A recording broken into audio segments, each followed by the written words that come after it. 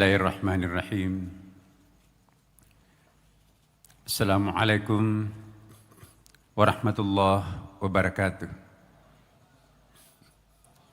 Selamat malam dan salam sejahtera untuk kita semuanya. Alhamdulillah. Alhamdulillahilladzi khalaqal mauta wal hayata liyabluwana ayyuna ahsanu amalana. Walhamdulillahil qail wa ma arsalna min rasulin illa liyuta'a bi'idznillah.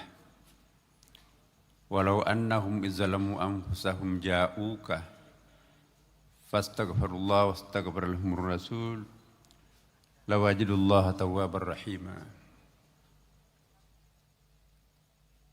Wa qala aidan wa la tahsabanna alladhina qutilu fi sabilillahi amwata bal ahya 'inda rabbihim yurzaqun.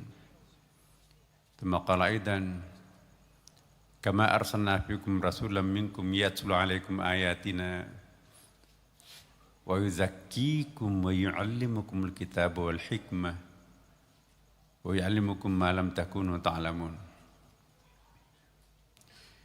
Allahumma salli wa sallim ala sayyidina wa habibina wa syafi'ina wa maulana wa atba'ina wa imamina wa qurrati a'yunina Muhammadin sallallahu alaihi wasallam. Ma ba'd. Yang saya hormati Gus Irfan, sahabat saya, yang sekarang ini alhamdulillah menjadi Kepala BPH, Badan Penyelenggara Haji, yang saya hormati PJ Gubernur, sahabat saya Pak Adi Karyono, dan juga Wakil Gubernur terpilih Bapak Emil Dardak, sahabat saya, almarhum bapaknya. Sama-sama jadi wamen dulu pada periodenya Pak SBY. Yang sama-sama kita hormati guru saya di sini hadir, Al-Mukarram Kiai Haji Agil Sirat. Yang saya muliakan pengasuh Pondok Pesantren Tebuireng, Al-Mukarram Kiai Haji Abdul Qadir Mahfud.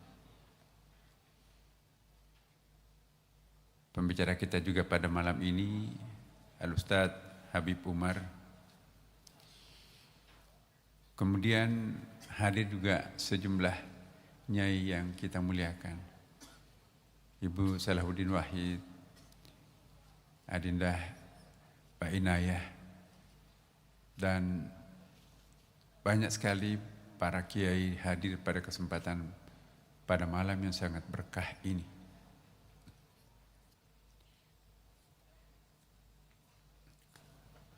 Bapak Ibu sekalian, di dalam kitab Futuhatul Makkiyah, lepas mukadimah, jadi halaman berapa saya lupa itu, 10 ke bawah. Di situ ada komentar Ibnu Arabi bahwa kalau kita datang menziarahi makam wali, lalu kita duduk membacakan surah Yasin, maka roh al-maghfurlah, almarhum, juga ikut membacakan surah Yasin dan ikut mengaminkan doa-doa yang dipanjatkan kepada Allah Subhanahu wa Ta'ala. Dalam halaman lain, Ibnu Arabi pernah satu saat melaksanakan umrah di depan Ka'bah, bingung.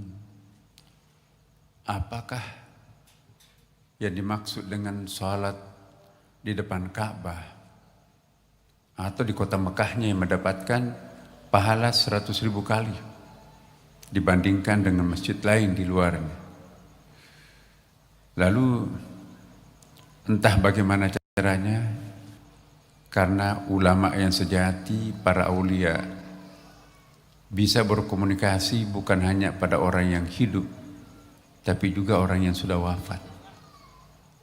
Maka itu alangkah miskinnya seorang murid kalau gurunya hanya orang-orang hidup. Tiba-tiba Abu Bakar As-Siddiq datang. Assalamualaikum ya Abu Bakar. Saya bingung. Apa yang dimaksud hadis itu? Apakah sholat di pelataran Ka'bah atau di batas tanah haram? Lalu Abu Bakar As-Siddiq mengatakan, waktu Rasulullah hidup menyampaikan kepada kami bahwa yang dapat pahala sebanyak itu bukan hanya pelataran Ka'bah tapi batas tanah haram. Ibnu Arabi juga terkenal dengan kitab Fususul Hikam. Ada seorang muridnya, ya Syekh, aneh buku ini.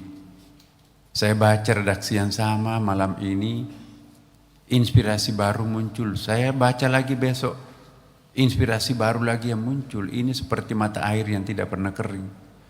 Oh, itu bukan buku saya, nak. Itu pemberian Rasulullah. Jadi mimpi berjumpa Rasulullah, dikasih buku. Khudh hadzal kitab Fususul Hikam, di dalam muqaddimah syarahnya Al-Qaisari. Di situ disebutkan riwayat ini. Jadi orang yang wafat itu masih bisa memberikan efek terhadap orang yang hidup. Kalau orang hidup memberikan efek terhadap orang yang wafat, biasa, tak terbantahkan. Tapi kalau kita mengingkari bahwa orang yang wafat masih bisa memberikan efek terhadap orang yang hidup, itu juga sebetulnya bertentangan atau tidak sejalan dengan beberapa ayat. Perhatikan di dalam Al-Quran, Bapak Ibu sekalian. Hampir semua ayat-ayat yang berbicara tentang Muhammad Rasulullah SAW menggunakan fi'il mudhari'. Bagi kita orang-orang pesantren, tahu fungsinya fi'il mudhari', bukan fi'il madhi. Kama arsalna fikum rasulan minkum yatlu alaikum, fi'il mudhari' di situ. Yatlukum ayatina, masih bisa membacakan ayat. Bahkan masih bisa mensucikan, yuzakkikum. Ya.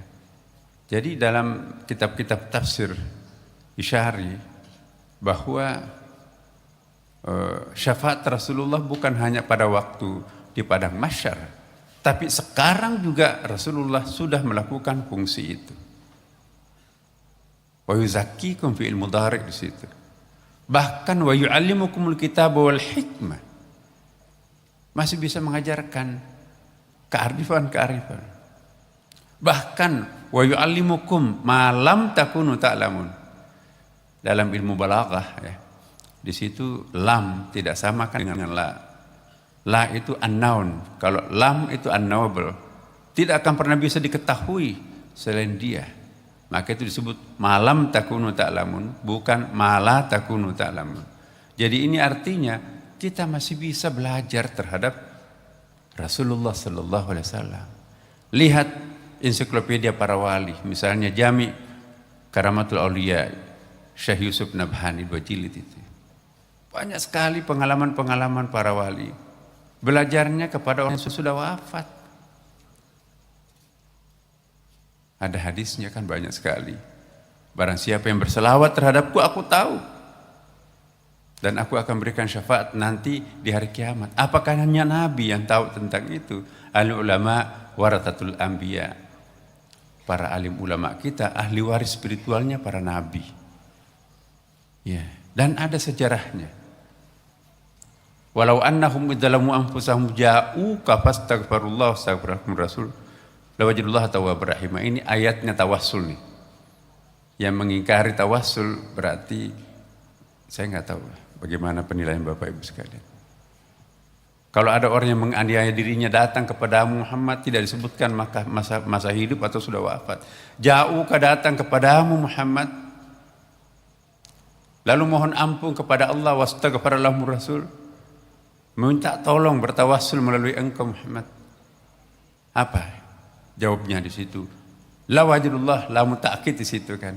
Pasti engkau akan menjumpai Nabi Maha Pemberi, penerima taubat dan Maha Penyayang. Ini ada riwayatnya ayat ini Bapak Ibu. Seorang pemuda pedalaman jalan kaki dari kampungnya hari Senin, hari Rabu baru sampai di rumahnya Rasulullah hanya untuk minta bantuan Nabi agar dosanya diampunkan. Baru saja melakukan dosa besar, enggak disebutkan riwayat itu apa dosanya. Begitu datang ke rumahnya Rasulullah, banyak orang kerumun seperti kita di sini ini. Kenapa banyak orang? Hei, ya fulan, apakah Anda tidak tahu Rasulullah meninggal hari Senin? Hari Rabu siang tadi baru dimakamkan. Begitu mendengarkan Rasulullah wafat, menangis terseduh-seduh. Tidak ada yang mampu mendiamkan pemuda pedalaman ini. Hei, ya fulan, berhentilah menangis. Bukankah Rasulullah pernah bersabda, yu'adzibul mayyit bi buqa'i ahlihi, mayat itu tersiksa karena ratapan orang matinya. Aku juga tahu hadis itu. Kalian tidak tahu apa yang saya rasakan. Baru saya melakukan dosa besar. Enggak mungkin Tuhan memaafkan aku. Saya datang ke sini jalan kaki 3 hari 3 malam khusus untuk memohon kepada Rasulullah agar dosaku diampunkan. Allah mungkin tidak mendengarkan pertobatan saya. Tapi Rasulullah sudah wafat. Bagaimana dong dosa besar saya? Menangis sampai tengah malam. Menjelang subuh Bapak Ibu sekalian. Penjaga makam Rasulullah seperti ini didatangi, wahai sahabatku, suruhlah si fulan itu berhenti menangis, suruh bergembira karena Allah telah mengampuni seluruh dosa-dosanya. Langsung si fulan itu berhenti menangis karena mendengarkan hadis Nabi juga yang lain. Kalau ada yang bermimpi menjumpai Rasulullah, dia benar yang dimimpikan, aku benar yang dilihat. Satu-satunya wajah yang tidak bisa dipalsukan oleh iblis, wajahku. Jadi Bapak Ibu sekalian, kehadiran kita di sini, kita mengenang almarhum tokoh-tokoh pahlawan, ya, pahlawan rakyat dan pahlawan negara di sini ada ini. Ya. Itulah yang disebutkan dalam ayat. Wala tahsabanna alladziina qutilu fi sabilillahi amwata. Janganlah kalian mengira bahwa orang qutilu anfusakum dalam tafsir Mu'tabarah, terjemahan Kementerian Agama juga disebutkan mati di jalan Allah. Tapi kita lihat di dalam kitab-kitab tafsir yang lain, Ibnu Ajibah misalnya, yang dimaksud di situ qutilu anfusakum itu mengorbankan egonya, mematikan egonya, mematikan subjektivitasnya demi untuk di jalan Allah. Itu tidak pernah mati. Dia tetap hidup seperti Gus Dur, kita lihat itu ya. Peran pengaruhnya luar biasa. Ini haul yang ke-15. Ini haul yang ketiga kalinya saya datang di sini. Kalau di Ciganjur saya belum pernah absen, Mbak Ina ya, jadi saksi. Nah, bal ahya, dia tetap hidup. Bahkan lanjutan ayat itu, inna rabbihim yurzaqun, masih terus mendapatkan rezeki dari Allah. Ini isyarat bahwa orang mati pun membutuhkan rezeki. Salah satu rezekinya orang mati itu adalah doanya orang hidup. Orang yang tidak pernah mendapatkan kiriman doa dari orang hidupnya, lihat Ihya Ulumuddin, itu nanti akan jadi pengemis. Menunggu hari Jumat ketika ada khatib pembaca khutbah keduanya itu, Allahumma ighfir muslimin wal muslimat wal mu'minina wal mu'minat al hayya minkum wal amwat innaka samiun qaribun mujibud da'wati rabbil alamin. Begitu kata al ahya wal amwat muncul, rebutan bagaikan anak ayam kelaparan tuh. Wah, ada mantan menteri, mantan gubernur di situ rebutan tuh. Mantan presiden juga ada. Ya, tapi ada yang santai duduk di situ. Bapak Ibu kok kenapa santai nggak ikut rebutan? Saya nggak perlu. Kenapa? Anak saya kan santri Tebu Ireng. Iya, anak-anakku setiap habis salat 5 waktu dia kirimkan saya surah Al-Fatihah. Masya Allah, bahagia sekali engkau. Saya juga punya anak banyak, tapi tidak satu pun mendoakan aku. Harta warisan saya diludaskan gitu kan. Tidak lama kemudian, Bapak Ibu beberapa diantaranya ikut rebutan juga. Bapak Ibu kenapa ikut rebutan? Iya, anak saya dulu yang rajin mendoakan aku sudah wafat. Cucu-cucuku yang sekolah di luar negeri sana, di Amerika, di Eropa, jangankan doa salat pun juga enggak. terputuslah. Jadi mari kita mewariskan amal jariah ini ya dengan cara mendidik anak kita di pondok pesantren, didoktrinkan bahwa sedikit artinya buat kita, besar artinya buat almarhum. Doa kita kepada Gus Dur malam ini itu kita lihat dalam kitab kuning, banyak kitabnya nih. Nanti guru kita Kiai Agil Sirat akan menjelaskan. Ya. Ada Kitabut Tajassudil A'mal atau dalam buku lain Babut Tajassumil A'mal. Bab tentang penjelmaan doa orang hidup kepada orang mati itu berubah menjadi parcel, berubah menjadi bingkisan yang sangat menghibur orang sana. Ini artinya bahwa orang yang mati pun masih bisa memberikan efek terhadap orang hidup. Makanya itu kita diminta, ya. Innallaha malaikatahu yusalluna fi'il mudhari di situ, ya. Bahkan sekarang dan akan datang. Allah dan para malaikatnya berselawat kepada Nabi. Apakah Nabi Muhammad sudah wafat atau belum? Sudah wafat fisiknya. Tapi kenapa Allah merintahkan kita kalau nggak ada gunanya lagi berkomunikasi dengan orang mati, ngapain kita disuruh di situ? Ada fi'il amarnya kan? Ya ayyuhalladzina amanu, wahai orang beriman. Kalau nggak beriman nggak usah dipanggil. Sallu itu fi'il amr, berselawatlah kepada Nabi Muhammad. Kita pun juga diminta, tadi kita mendengarkan lantunan selawat indah sekali. Nggak mungkin kita diperintahkan kalau nggak ada manfaatnya.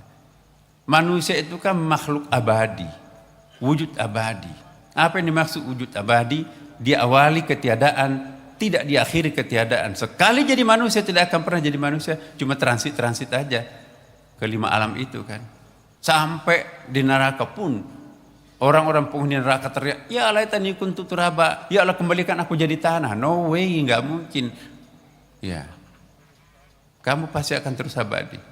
Ada wujud azali, Allah Subhanahu wa taala tidak diawali ketiadaan, tidak diakhiri ketiadaan. Alam ini hawadith, diawali dan diakhiri dengan ketiadaan. Bapak Ibu sekalian, inilah sedikit kenangan saya yang saya ingin sampaikan juga, satu poin saja di antara sekian banyak. Ketika saya di Jakarta pernah ditugasi sebagai Direktur Eksekutif Perubahan IAIN menjadi UIN Jakarta. Waktu itu saya pembantu rektor 3 merangkap PR4 ya. Terus nggak mungkin. Saya minta tolong Gus, saya mau merubah IAIN menjadi UIN. Ngapain? Jadi Gus Dur tidak setuju perubahan IAIN menjadi UIN. Persis seperti Cak Nur juga. Nurhalis Majid. Pak Nasaruddin nggak usah lah. Ngapain sih mau merubah IAIN menjadi UIN, nanti habis fakultas agamanya itu ditelan umum. Ya. Tapi saya logikanya begini, Gus atau Cak Nur. Islam itu kan universal. Oh iya, rahmatan lil alamin. Kalau sekolah tinggi itu hanya seperti empang, kolam. Kalau institut itu seperti danau. Ya. Sedangkan universitas itu adalah seperti samudra tak terbatas. Kalau Islam itu universal, maka universitas Islamlah yang paling tepat mewadahi universalitas Islam. Bisa juga kamu berlogika ya, murid kita kan. Saya katakan hal yang sama kepada Gus Dur. Ketawa Gus Dur, tapi saya nggak setuju. Hari Sabtu berikutnya, presidennya. Jadi saya ke rumahnya pas azan maghrib, naik masih nggak tahu pakai celana panjangnya itu Mbak Ina ya. Gus, assalamualaikum Gus. Ini karena dulu kan kita sering di rumah beliau. Minta tanda tangan. Apa lagi? UIN lagi. Iya Gus, kami mau pinjam dana dari IDB, Islamic Development Bank. Saya kan nggak setuju dengan ini. Iya Gus, bisa nggak ditandatangani ini? Untuk apa itu? Saya jelaskan, kita akan pinjam uang ke IDB. Berapa? 500 miliar. Masih jumlahnya besar pada waktu itu. Untuk apa perubahannya? Saya nggak setuju. Tapi sini suratnya saya tanda tangani. Tanda tangani surat itu Bapak Ibu sekalian. Besoknya saya ke Kementerian Keuangan, masih orangnya jadi saksi itu. Iya. Marah kepada saya. Ini namanya patah komplit saya ini. Jadi Direktur Dana Luar Negeri Pak Kementerian Keuangan itu tadinya mau nggak setuju, tapi kan tanda tangannya Presiden.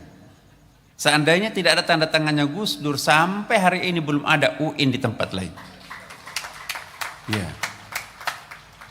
Dialah yang punya tanda tangan sampai Bank Indonesia, Islamic Development Bank mau mendanai IAIN. Nah, akhirnya, ya ini ada ceritanya sedikit, mohon waktu, Mbak. Saya Direktur Eksekutif, permohonan saya ke Bank Dunia, Bank Islam pada waktu itu, 20 halaman diketawain sama Presiden Direkturnya. Orang minta 500 miliar cuma proposalnya 20 halaman. Orang lain minta uang di sini tidak ada di bawah 2.500 halaman. Proposal lampirannya ini nggak ada, ini enak aja. Sanggup nggak engkau membuat lampiran-lampirannya 2.500 halaman? Sanggup. Dalam 1 minggu? Sanggup. Saya bilang, ini apaan ini? Sanggup. Nah, nekat betul. Saya diam-diam ngundang PR4 IPB, PR4 ITB, PR4 UGM, PR4 UI, hadir semua di puncak. Saya PR4 waktu itu. Nah, Pak, kami dapat tantangan. Islamic Bank mau asal kita 2.500. Bagaimana mungkin Pak Nasar ngetik 2.500? Itu 1 minggu nggak cukup. Bahasa Inggris lagi kan, atau bahasa Arab. Gimana dong? Nah, Pak Rohmin Dahuri, pembantu Rektor 4 IPB, ini rahasia, ini baru saya ungkap di tempat ini, Gus. Pak Nasar, begini, saya akan mau mendirikan Universitas IPB, tapi tidak mendapatkan izin dari menteri saya. Ngapain IPB mau menjadi universitas? Proposal saya yang 3.000 halaman itu aja diganti. Saya nggak tahu apakah pelanggaran atau enggak. Tapi saya rubah, ambil filenya. Semua kata-kata IPB diganti dengan UIN Jakarta. Bahasa Inggris. Jadi saya turun dari puncak sampai ke kantor Pak Zumardi Asra, rektornya pada waktu itu, tanda tangan. Hah? Kok kenapa bisa? Diam aja, nanti kita cerita. Tanda tangan karena beliau rektor, saya direktur eksekutifnya itu kan. Nah, harus sampai hari ini karena kan waktu itu hari Senin. Jadi hari ini harus sampai karena rapat selisih 6 jam Saudi Arabia kan di Indonesia. Jadi jam 7 baru ditandatangani Pak Rektor. Jadi tiga rangkap itu Bapak, 3.000 kali 3 rangkap itu besar. Kalau saya kejar ya, LTH itu titipan kilat di Mampang perapatan di Ciputat itu kan macet itu. Saya naik ojek. Kalau naik mobil pasti nggak dapat. Titipan kilat harus nyampe kan. Di tengah jalan di Pondok Indah hujan. Jaket saya kebetulan anti hujan pada waktu itu. Pakai bungkus itu ya, 3.000 halaman itu saya kehujanan. Begitu sampai ke kantor, Pak ini mau segera nyampe ini. Pak, mobilnya baru jalan tuh. Baru masuk tol tuh. Sudah mau dikirim karena Saudi Arabia itu akan terbang jam 10 pagi. Jadi gimana? Kejar aja. Nggak mungkin dikejar.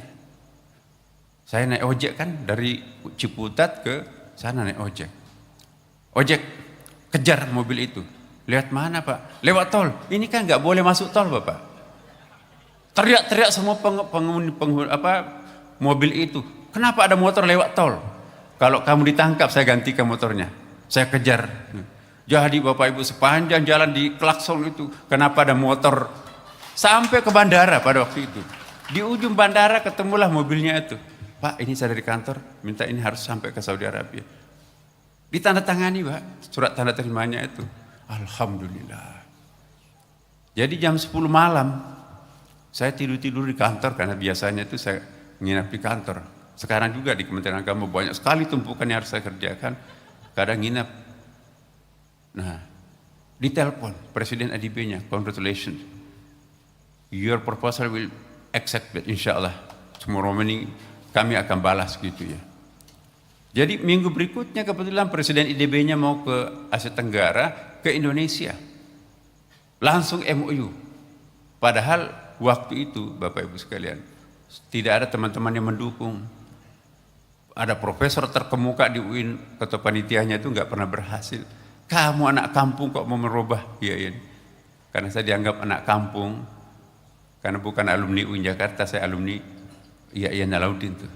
Nah terus apa yang terjadi? Oh boleh juga ya orang kampung ini mimpin UIN. Jadi serah terimalah MOU jadi. Seandainya tidak ada Gus Dur, UIN itu tidak ada. Inilah jasanya almarhum. Tahun berikutnya Yogyakarta minta dibantu. Saya yang konsultan, saya yang bikinkan juga.